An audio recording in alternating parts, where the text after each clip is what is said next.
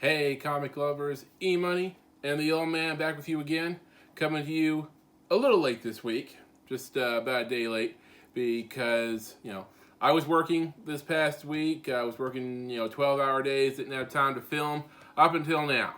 I took a day to recover, and now we're back at it, ready to get started with another episode of Back Issues. All right, so what's going on this week? Well, a lot's going on in the world of pro wrestling. We can't dive too deep into that because the situation is so fluid right now.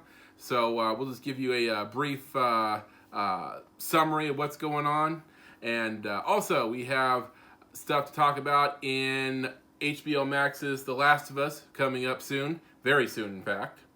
And we have some news to share with you about upcoming MCU plans involving a certain Marvel alum, you might say. And we have our comic book reviews and previews, and I'm going to give you guys an update about what's going on with both just myself and also with myself and the old man coming up in the next few months. So, it's going to be a fun show. All right? Do you trust me? This is Back Issues.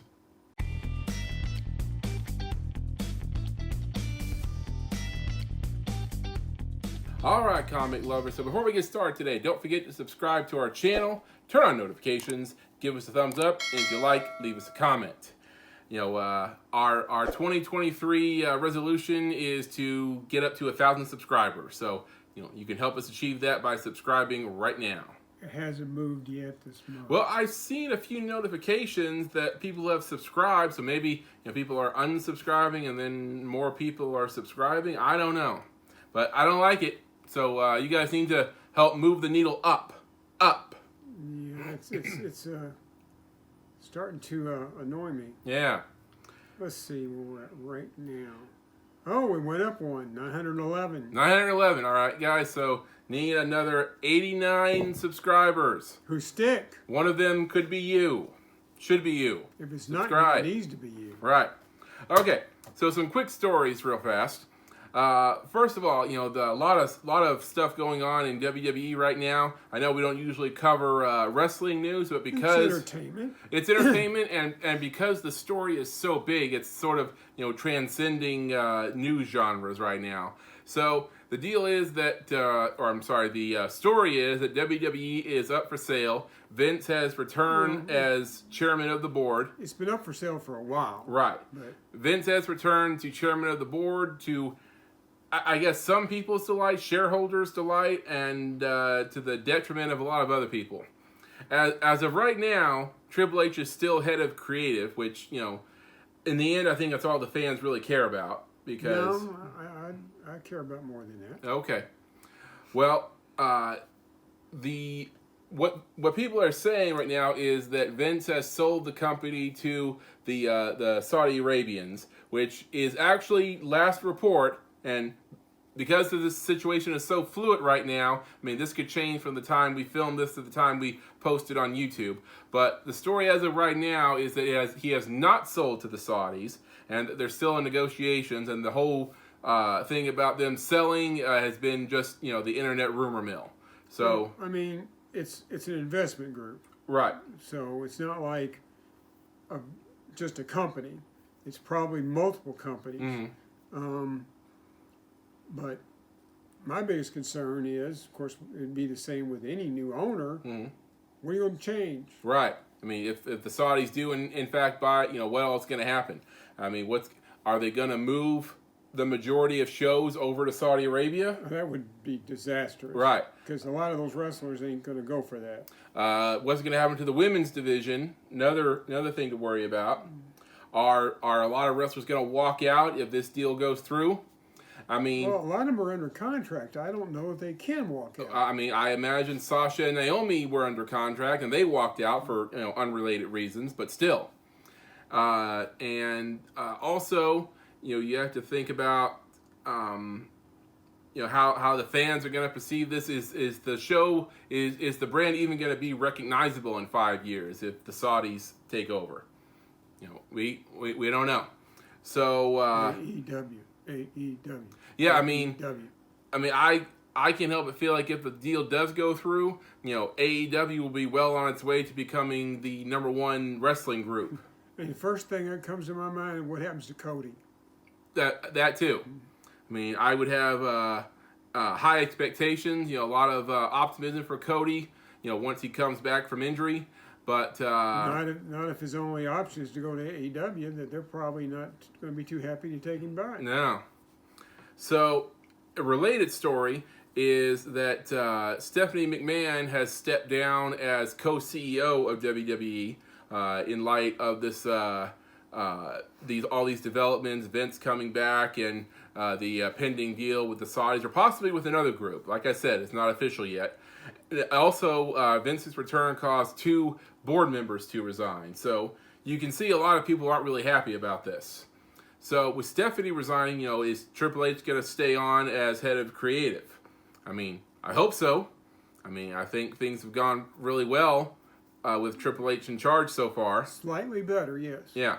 So, like I said, it's a really fluid situation right now, and I don't want to report on any details right now because it could change in a matter of days or even hours. And when you're reading stuff on the internet, you never know how truthful it is. Exactly. I mean, it could all just be a bunch of rumors. Mm-hmm.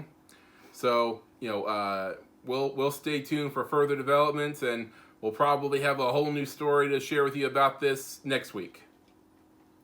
Or it'll all disappear and we'll talk about something else. Could be.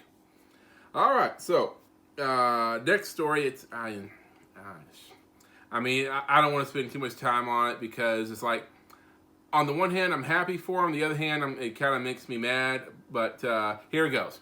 So the Golden Globes happened this past week, and the old man and I, we're Oscar guys. We watch the Oscars. We try to watch as many movies that were nominated for Oscars as we can, and we have our ballots, and we keep score, and we see who wins at the end of the night. So we're all about that. Golden Globes, not so much, but we kind of have a casual interest in who wins this stuff. Yeah, I don't think any movie that's ever won the Golden Globe for Best Movie has ever won the Oscar. Well, that's not true. Not true? Yeah, Okay. it's happened before. I mean, not as often as you might think, but it has happened. All right, so here's what happened at the Golden Globes. So, a lot of nominations happened for the film Everything, Everywhere, All at Once. It was nominated for Best Picture in the musical or comedy genre, and a lot of other stuff. And I don't know. I mean, some of you guys may have heard, what the old man and I think of it. I thought that the movie had a good concept going in. All these alternate realities, and the more bizarre thing that you do, the further you can jump in the multiverse to pull a skill from your alternate self in a different universe. Like, okay, I mean that's a nice premise that makes sense, or makes sense in the in sci-fi term. Like, okay, I can get on board with that. But then the movie just gets bogged down in so much stupid, from hot dog fingers, dildos to hot dog fingers to talking rocks and all this other crap that in the end, my opinion, and I'm pretty sure the old man's opinion, it just came out as a stupid movie. Okay, so that's my opinion, that's the old man's opinion, okay? Make of it what you want. But at the Golden Globes this past week, Michelle Yeoh won the Golden Globe for Best Actress in a Musical or Comedy in the movie. And Ki Hoi Kwan, and sorry if I mispronounced that, her husband, Short Round, won the Golden Globe for Supporting Actor in a Motion Picture. Now, I have nothing against the actors or anything. I mean, I always, Michelle Yeoh is great in just about everything she does. We just watched her in Witcher Blood Origins. And, Ki Hoi Kwan, I mean, I'm glad to see he has a career resurgence after all this time. But it's just that they won for that movie, that the Golden Globes and probably the Academy in a few months, that they hold this movie in such high regard. It's so stupid. I mean, now you're making me scared. Oh, that it might win? Because if it wins Best Oscar, you know that I buy Mm-hmm. a DVD copy of any movie that gets Best Movie. Mm-hmm. I don't want to buy that. Because if I buy told it, you, we have to watch it again. I mean, I don't want to watch it again. if I told you an Oscar contender, like a year or two ago, like an Oscar contender is going to involve hot dog fingers, dildos, and talking rocks, would you think that was? I think you're just messing with. Yeah, just the dumbest thing you ever heard, and I think it is. But like I said, no offense intended to the actors, and I'm glad that they but get the recognized. writer and the director, yeah, you can be offended. Yeah, because that sucked. Okay, so congrats to them, and I guess we'll be keeping them on our radar when the Oscar ballot comes out. I'm scared to death that's going to get Best Movie. Yeah. I will be the movie, upset. While nominated, did not win any of the Best Movie categories. If it gets nominated for enough other awards, it's got a shot at Best Movie. Right. Okay, so moving on to our next story. So last week, Jessica Jones star Krysten Ritter set the rumor mill a-buzzing with when she shared a gym selfie of her wearing a Man Without Fear t-shirt. Well, now some insiders are saying those rumors are actually confirmed. Oh, yeah? Yes. According to one insider, Miss Jones will indeed appear in Disney Plus's Daredevil Born Again, but is also being lined up for other projects. Now, is this a movie or a series? That Daredevil Born Again is a series. Huh. There are no specifics, but if Ritter is planning on making her debut back into the MCU, then if she's going to do it before Born Again, then Echo will definitely be a possibility for her. I'll tell you what. You know how I felt about the Netflix universe, Mm-hmm. Netflix Marvel universe. Mm-hmm. Thought it was great. Right. I mean, there were some weaknesses, Mm-hmm. sure. Iron Fist wasn't all that great, but it wasn't the worst show I've ever watched. Mm-mm. But I think did I say this with you, or was I talking about with a crew member this week, where people saw that second episode of Iron Fist, and it had almost zero action. It was really slow, that second episode. And after that episode, a lot of people gave up on it, and then they say Iron Fist was terrible. well, you might have said it here, but Might have said it here. at any rate, I would have been perfectly fine if they went for the Netflix universe and just segued right into the Disney universe. I'd have been fine with that Right. because there was nothing wrong with those shows. Mm-mm. So, yeah. All right. So the same insider also said that the Punisher, John Bernthal, will also show up in Born Again, but there are currently no plans for Luke Cage and Iron Fist. Well, that sucks. Yeah, it does. All right, so you might think that that's a lot of stuff to put into one season of a TV show, but this series is oddly going 18 episodes Say for what? Daredevil Born Again. 18. Yeah. Which, You know it's not Netflix. I mean that would have been actually kind of lacking a couple years ago when they were doing 24 episodes in a season, which is the way most shows did it back in the day. Now you're lucky to get 12. Well, I know that if they drop it 1 week at a time, like Disney has been doing, that's 3.5, 4.5 months of reaction videos Yeah. from EMoney and the Old Man. So we Woo! might be busy this year. Okay, so that's what one insider says, and hopefully that all turns out to be true. It'd be nice to see Krysten Ritter back in the MCU again. Didn't like her at first, but she grew on me. Right. And her show has the gets my award for the best villain in the Marvel Universe. And there's a little bit of talk about that, but seeing as how she, spoiler alert, she killed him. I don't know if Yeah, it's a Tenet. comic book character. You know That's better. true. And also, he came back as a figment of her imagination in the second season, anyways. All right. So on in the next story. The Last of Us is set to hit HBO Max this Sunday, with myself and the old man planning a reaction video for it. Pumped. Well, now the first Rotten Tomatoes scores are in. Scared. Now, you may know that the old man and I, we don't put full stock in Rotten Tomatoes score. No, I don't put full stock in any critic telling me what I should like. No. But a high one is at least encouraging. Well, it affects what other people say and do. Right.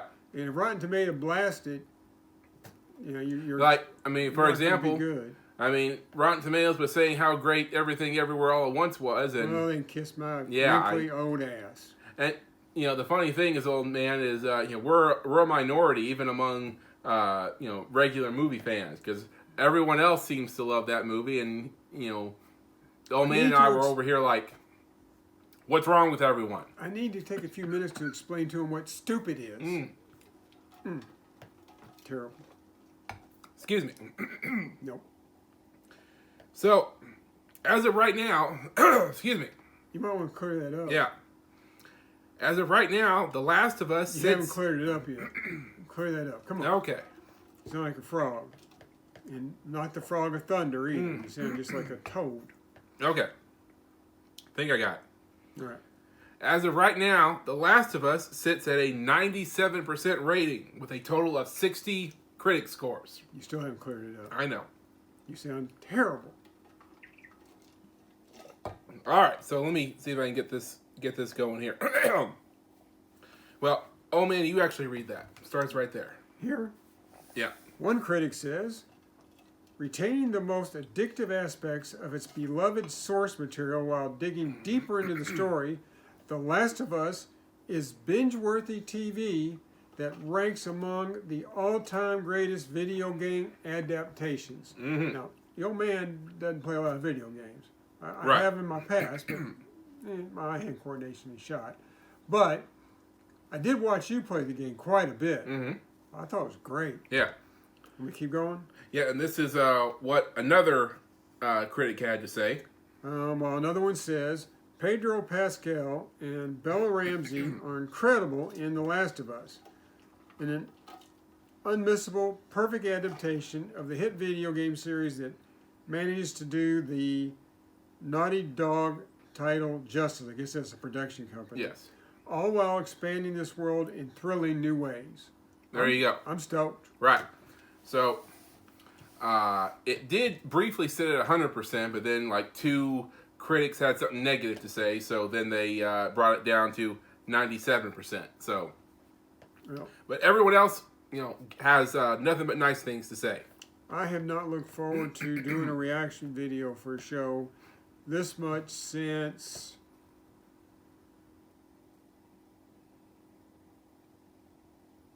Mandalorian? either The Mandalorian or WandaVision. Okay. Yeah, WandaVision was the first Disney MCU show. It seemed like we had to wait 10 years for that. Yeah. It took forever to get going. All right, so stay tuned next week for the Old Man and I's reaction video to the first episode of The Last of Us. All the groovy kids will be watching. Right. All right. So I'm going to take a cough drop real quick, and then we're going to come back to you really quick with our comic book reviews. Really quick. All right, folks. Sorry about that. As you guys know, I worked PA job this last week, and we were unloading and loading the truck at these different locations every day, and we were working in. Usually, the temperatures were between probably 28 and 40 degrees. So I might have caught a little something doing that. So took a cough drop, and can't guarantee it won't happen again. But let's see how it goes. Man up. I am manning up. What are you talking about? Come on. You can man up and still have a cold. All right, so our comic book reviews this week. First up are mentions. All right. First one we're going to talk about is from IDW. It's on its third issue, and that is Star Trek. Okay, this is Star Trek number 3. And if you've been reading along, then there is a story involving Captain Sisko on a mission to save the galaxy. And of course. Right. And he's teamed up with a lot of Star Trek alum. Kind of a motley crew here. Yeah, you got, what was it, the pilot from Voyager? Yep. Paris? Well, I'm not as familiar with Voyager as I am the other show, so I'll take your word for it. You watch more Star Trek. So you've got Dr. Crusher, you've got Data, I believe Worf is also here, and you've got Scotty from the original series. He's got to be old. Yep, so a lot of stuff going on here. And in this issue, we get a visit from Q. Of course we do. Right. And if you watch Deep Space Nine, you know that this will not be Cisco's first run-in with Q. And in one page, it shows all the different captains who've had run-ins with Q and what their assessment is. Captain Picard, who's probably had the most run-ins, he said, "I have never come upon a creature more obnoxious, more loathsome, more dangerous, and more insecure than Q." Now, this captain, I don't know who she is. Captain Delon Prim of the USS London. If any of you Trekkies out there know who she is, let us know. But, she had a couple run-ins with him, oddly enough, for not knowing who she is. In my first encounter, he turned my crew into cats. The fourth, he made a human mariachi band follow me throughout a delicate diplomatic situation with the Shellyak. Okay, you got to say one thing about Q. He does have a sense of humor. Right.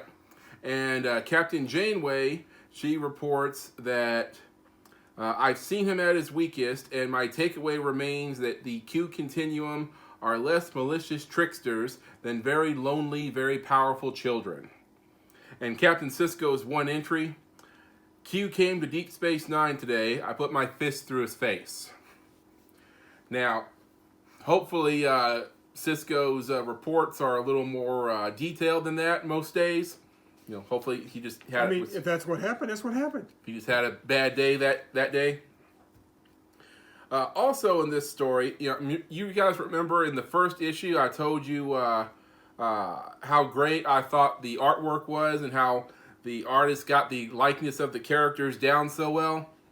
Well, it's obvious in this issue that the artist has changed. Well, he did the first and the last page. Yeah, I don't know why you would do that. I don't either. But Ramon Rosanes, who did the first issue and I'm pretty sure the second issue, he did pages 1 and 22 in this one. I mean, do you want to start us off really good and hope we don't notice that the quality declines? The artwork in this book is not that great. No. So artwork has declined. So in fact the issue overall declines, and I don't know if we're gonna get issue number 4.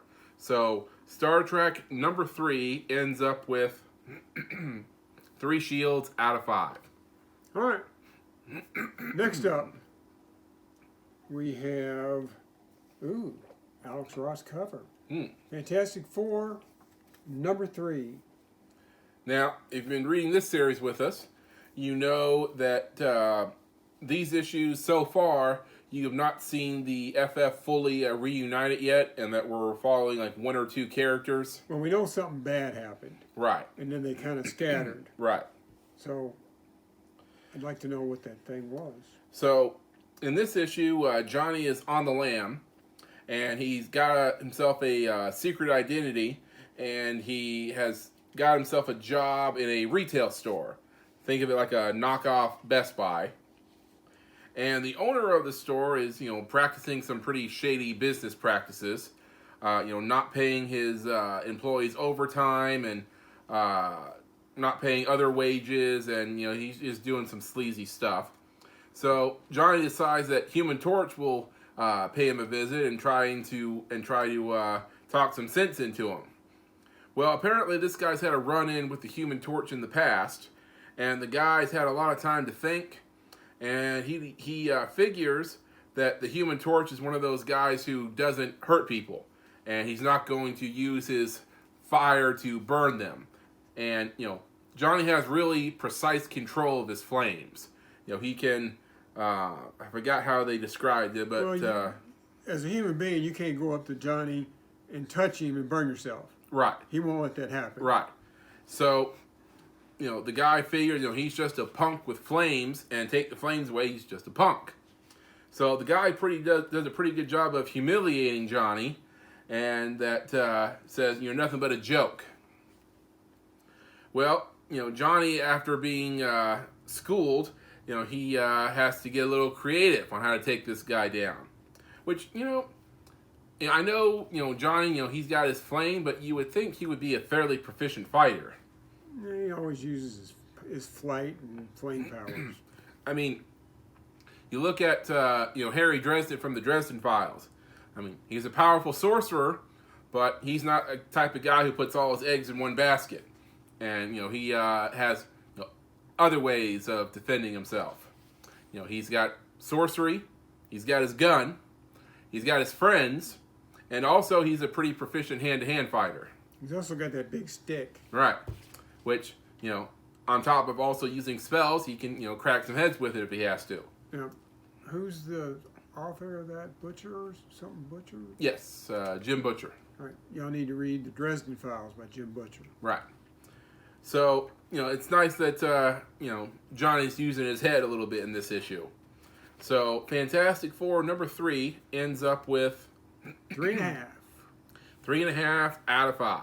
And last up, wasn't sure where this book was going to go after the Doctor Strange movie. Right. But the MCU and the Marvel Comics are not intertwined so Right. much. So this is Scarlett Witch number 1. All right.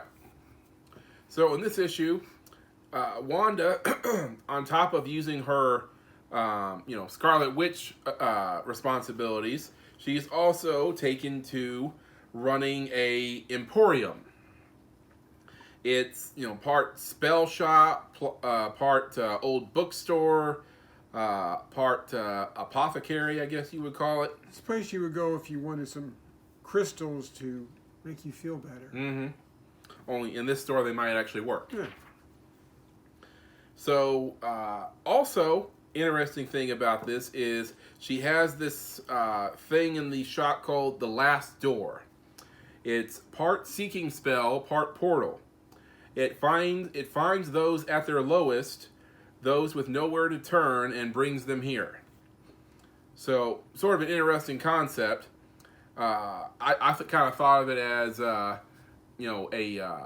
each issue you get like a character of the week popping into the store. Like if you ever watched Stargate, and when they're at Stargate headquarters and you hear the page, unscheduled off-world activation. So it's kind of exciting if you're watching the show, like, oh, who's gonna be coming through the door now? Also, if you haven't watched Stargate, a whole bunch of seasons, you should watch it. I mean, it's a big undertaking, but I think it's well worth it until you get the Stargate universe. But that's a different thing. Stargate Atlantis, first Jason Momoa. Mm-hmm. Well, actually, the first Jason Momoa was Baywatch. Well, from my point of view. Okay. Didn't watch no Baywatch. So, a woman comes through the Last Door, and she says that her town's been taken over by this guy, this creature, this being.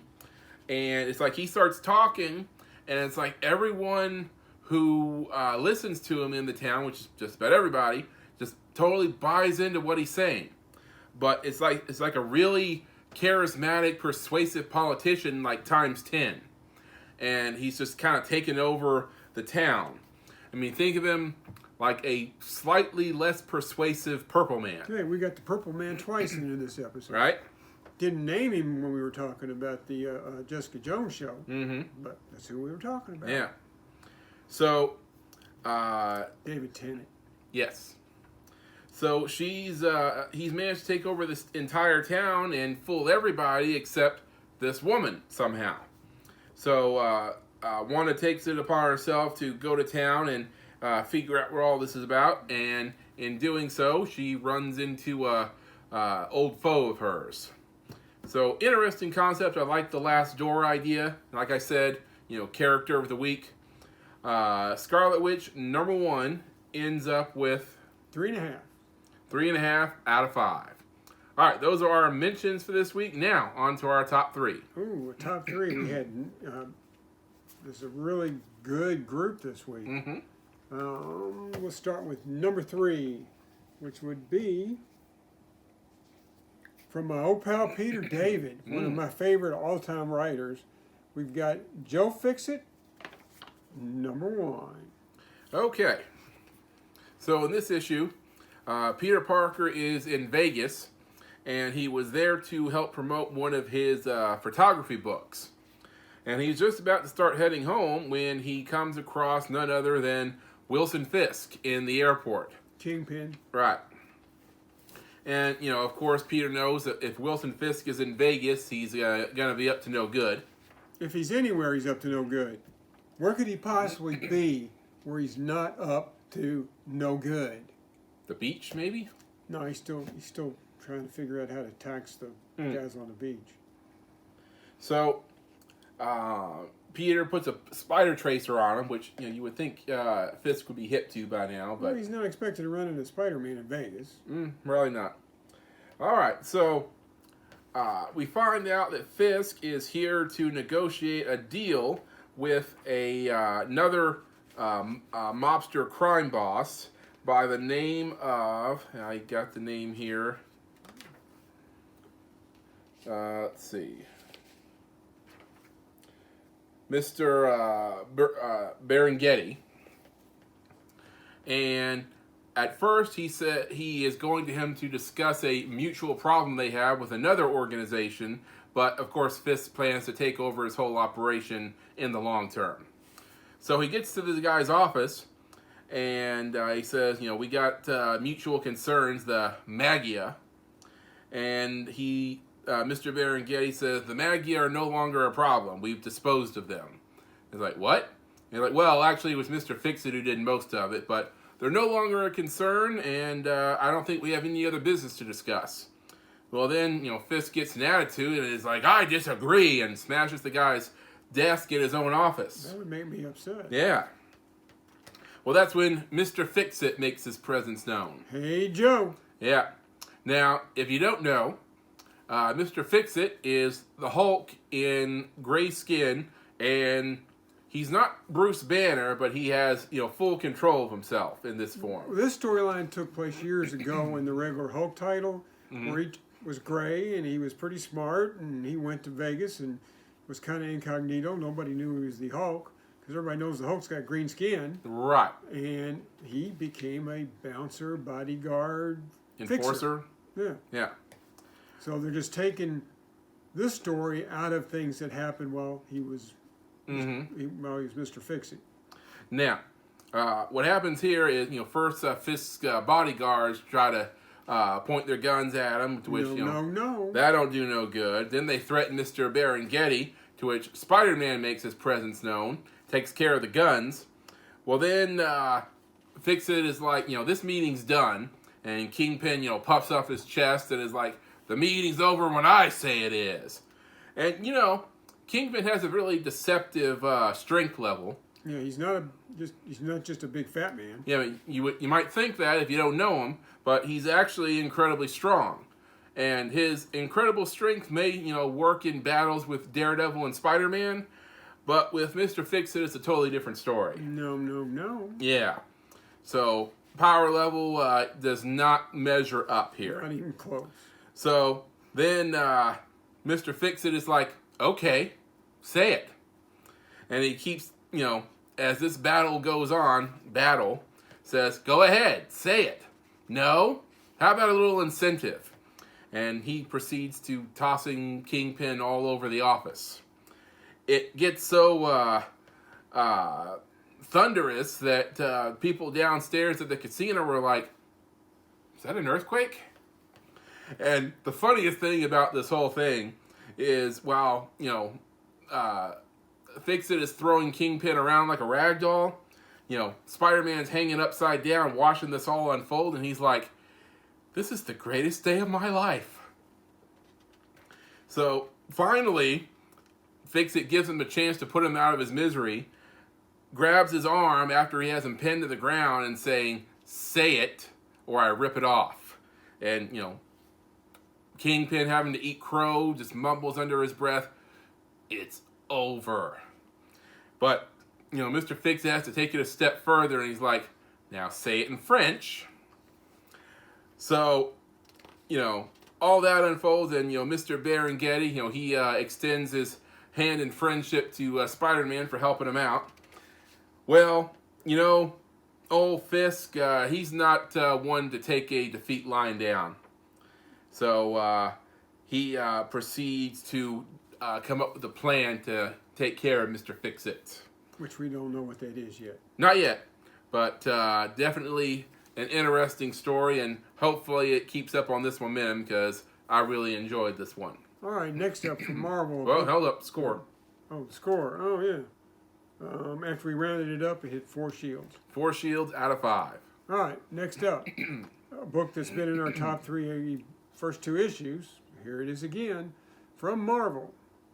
Secret Invasion, number 3. All right. In this issue, or in the past issues, Maria Hill has been putting her best efforts into thwarting a Skrull invasion, a second Skrull invasion. And she thinks she's been doing a good job, but behind the scenes stuff shows us that maybe some things are getting in under her radar. So she goes to visit Tony Stark after Tony asks for a meeting with her. And you find out that Tony has been colluding with some Skrulls. And of course, Maria at first thinks that Tony is a Skrull. And Tony tries to explain to her what's going on. That for years, Tony has believed that the Skrull are a single-minded entity. And they all believe basically the same thing, and that they have to, invade and take over Earth. Well, Tony has presumably found out that that's not true. That the Skrull are, in many ways like us, and they all, think independently, have their own opinions, and some of them are not on board with the Skrull Empire taking over Earth. So these Skrulls have, I guess, betrayed the Skrull Empire and are working with Tony to come up with a plan to thwart the invasion. Well, how is Tony going to convince Maria that this is legit and it's not just another Skrull ploy? There's so many layers to a Skrull invasion that, it's be impossible to unravel it all. So, I don't think Maria takes it really well. We'll see if she changes her mind in the next issue. So, Secret Invasion number 3 ends up with 4 shields, no rounding. 4 shields, no rounding. Next up. All right. It's our man, Chip Zdarsky. His first story arc that he did with Batman, it was all right. But I think he's got his legs under him now. Okay. Because this is Batman number 131, our number 1 pick of the week. All right. So this story takes place in the aftermath of the Batman failsafe fight. And failsafe, and the last thing Bruce remembers was he, hit him with some kind of beam in the Arctic outside of Superman's fortress. So he wakes up in an alley, presumably in Gotham, and his costume is mostly destroyed. His gear is gone. A bunch of lowlife stole his utility belt. And can you imagine stealing Batman's utility belt?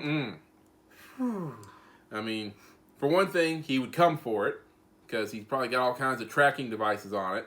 And 2, I'd be afraid to touch anything. Yeah, he's been known to booby trap stuff. Right. I remember one time when he was incapacitated, someone tried to take off his mask and knockout gas or something, spilled out from his ears. And you remember in the movie when one of Joker's goons tried to take it off, he got electrocuted. So yeah, that's what I was thinking. Right. So he wakes up and there's this skeleton of Commissioner Gordon, or some guy saying he's Commissioner Gordon, who's talking to him. And, Bruce thinks he's delusional and he's not really there. And he's got a concussion or something. And then he finds out that he gets to see the Gotham skyline and things are different. Yeah, it's not the skyline he remembers. So the Wayne Tower is not Wayne Tower. The building is still there, but it's something else. and he says that the Gotham feels darker. Great. And he finds out there is this oppressive regime that seems to rule Gotham, where police and this guy who calls himself, I think he calls himself the Judge, and they can just bust into anybody's house without cause or warrant, and he can just ask anybody who he wants, are you sane or insane? And it doesn't matter what the person says. If he decides they're insane, they hit him with a tranquilizer dart and haul them off to, some prison somewhere. Probably. So, Bruce or Batman, he, despite this not being his Earth or his Gotham, he doesn't take that kindly.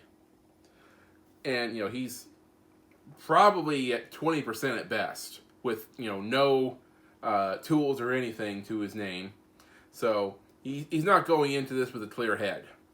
Well, we find out a lot of other things that are different in this Gotham and how Bruce is going to adapt to it. And also, how is Bruce going to get back to his Gotham? So, if this were a TV show, I might be afraid that, this story jumped the shark. You go from, fighting a assassin robot to, parallel Earth that's not their Gotham. It's like, that's sort of a, big 180 flip there. But then, actually, watching the show or reading the issue, I was like, okay, I can get on board with this. Absolutely. I loved it. So, Batman 131, our number one pick for this week, ends up with 4.5 after we did round it up. 4.5. Our one of our highest scores we've ever given this on the show. It might be, we might have had 4.5 without rounding one time, but that would be the highest we ever had. Right. All right, old man. So what do we have coming up this week that's already out because we're a little late?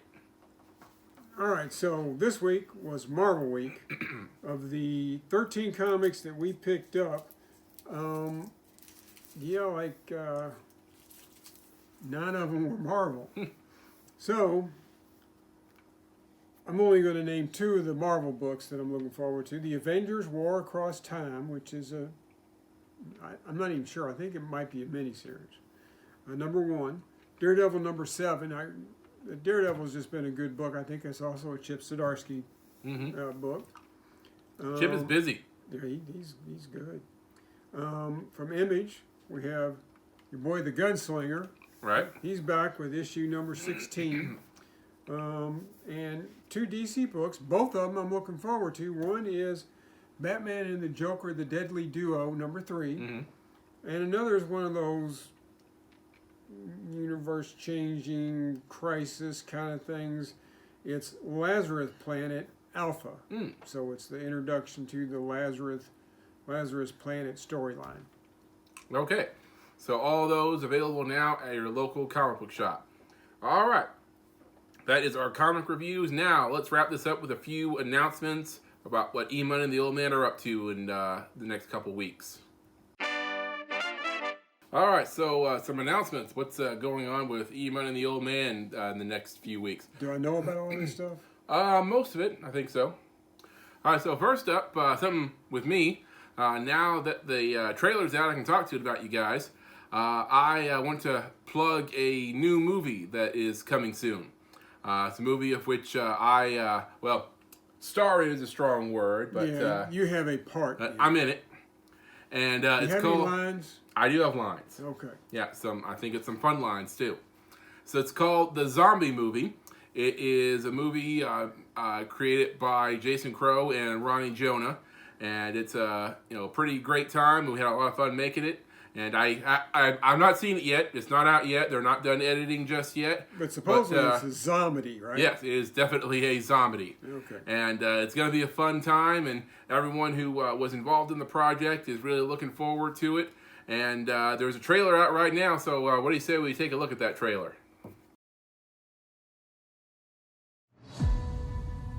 Cast and crew members of Dead Moon Rising 2 are trapped inside Highland Morning. They're real zombies and they want to eat us! What are the odds of being in a real zombie apocalypse with actual zombie killers? Hollywood will eat them alive. Kill them all! The world is literally ending. We're all gonna die. It's better to die on our feet than live on our knees.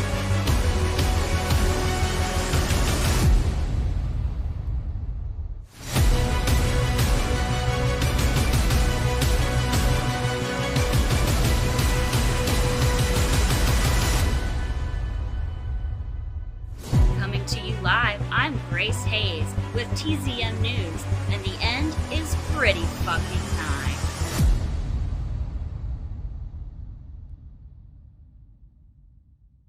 All right, did you see that? Did you see me? I did not. Yeah, I was in there for like a, split second. You get a close-up of my face. Nope, I missed that. Okay, well, I missed it the first time around too, but I'm in there. So it's going to be a fun time. The zombie movie from Project X, Jason Crow, Ronnie Jonah, and we'll have a more concrete date in the future. So looking forward to it. All right, so that's my thing.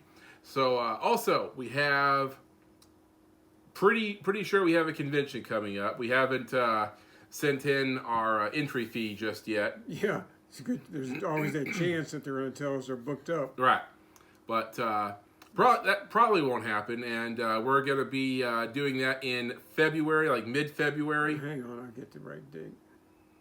Let's see. And It's February the 18th. February the 18th. So as soon as we have our fee in, and we'll let you guys know when we do, and come visit us at the show, and we'll have all the details for you then. And It's at the Triple Crown Pavilion, the same place that Louisville LouisvilleCon was held.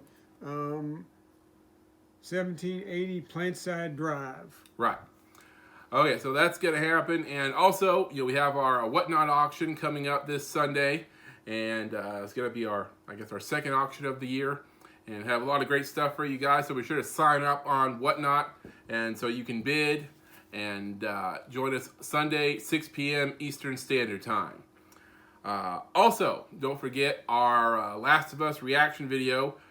It's probably going to come out Monday because I think HBO Max is one of those people who they drop their videos like Sunday evening, and then We have a Whatnot. So we'll have the auction so we can't going. do it Sunday evening. Right. So we're probably gonna have to put it out on Monday. All right. So there's that. Might not hit till Tuesday. Hopefully get it out on Monday. All right. Does that about cover everything, old man? That's all I can think of. Yep. Reaction videos, Whatnot. Be sure to subscribe to us on YouTube. And I think that covers everything. So we'll see you guys on the next one. Excelsior. True believers, what can I say? 2023. How many of y'all made resolutions that you Oh, that's kept? what I forgot. Oh, I'm yeah. sorry. Yeah. So give you guys a quick update. I told you guys I was working all this week, so I didn't have a chance to do a lot of exercising. So I didn't weigh myself. It could be better, worse, or the same. I don't know. I don't want to look because, like I said, I didn't do much exercising. So we're gonna. We'll give you a push just this time. Right. We'll give you a NA on that one. As for my script that I told you guys about, I actually did manage to get out 3 pages before my job started last week. So add another 3 pages to the script. That comes to about, I think I'm at 26 right now. So You got a long way to go. yeah, making steady progress. All right, so that was the thing I was forgetting. I knew I was forgetting something. All right, so now we're done. We'll see you guys next week. Also, don't forget to subscribe. Excelsior. Well, now I feel kind of stupid repeating what I said before. So, true believers, ain't he a pip?